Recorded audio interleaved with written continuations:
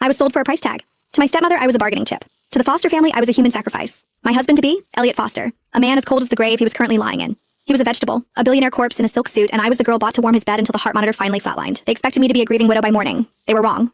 On our wedding night, the corpse moved. When Elliot Foster opened his eyes, there was no light in them, only a predatory, soul-crushing hatred. He wrapped his fingers around my throat and whispered a vow that would haunt my nightmares. If you ever dare to bear my children, I will kill them with my own hands. I fled that house with nothing but my life and a secret growing inside me.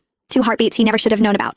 I disappeared into the shadows of the world, a ghost among the living, raising his death sentences in secret. 4 years later, I'm back. I'm not the trembling girl who begged for mercy anymore.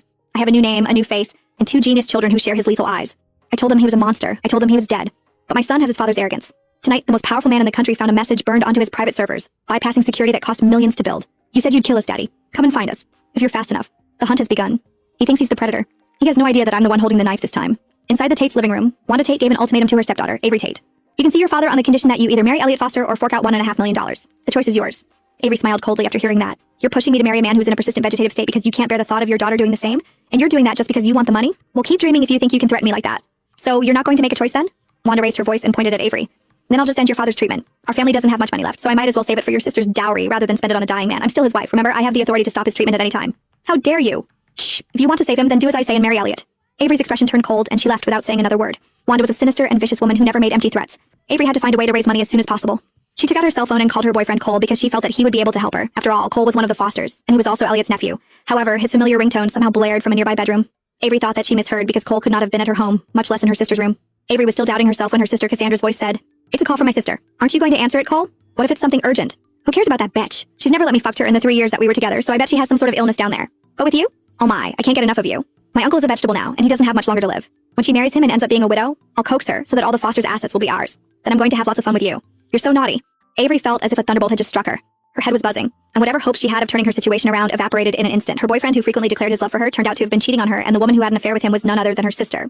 Avery closed her eyes tightly as the loud and lustful echoes of passion intensified from inside the room. Alas, she was unable to stop her tears from sliding down her cheeks. The Fosters were one of the wealthiest families in Avonsville, and Elliot, the head of the family, had unfortunately been in a persistent vegetative state after an accident 6 months ago. The doctor had already made it clear that he would not be able to survive until the end of the year. His mother, Rosalie, did not want him to die unmarried, so she promised a sky-high betrothal gift to anyone who would be willing to marry him. The Fosters were wealthy, and since Elliot was the head of the family, his mother would not even consider poor households even though Elliot was in a persistent vegetative state. That being said, none of the upper-class young ladies would be willing to marry a dying person.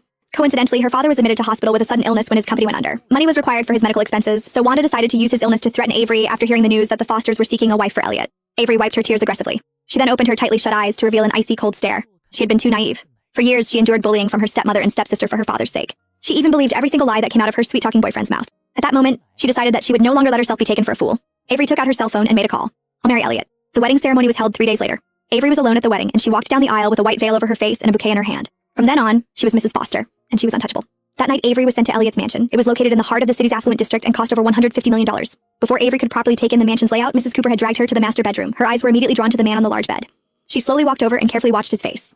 Elliot's deep-set features stood out on his chiseled face, and he exuded a majestic aura of nobility. His skin was unusually pale from spending all that time indoors, but his handsome face made one unable to take their eyes off of him. If he were not sick, Avery would have never become his wife. Before he had been bedridden from the car crash, Elliot was a powerful figure in the country of Area Dell. Sterling Group, which he headed, was one of the country's top 10 corporations. He was rumored to be ruthless and tyrannical and had a legal business as well as deals with the underworld. Anyone who crossed him was bound to pay a hefty price. Avery never thought that she would marry a man like Elliot. The bedroom door opened while she was lost in thought. It was Cole. "I'm sorry, Avery, I was too busy today and just managed to come to see you," said Cole as he approached Avery with feigned sincerity on his face. "I just married your uncle," Avery snapped coldly. "Do I need to teach you how to address me?"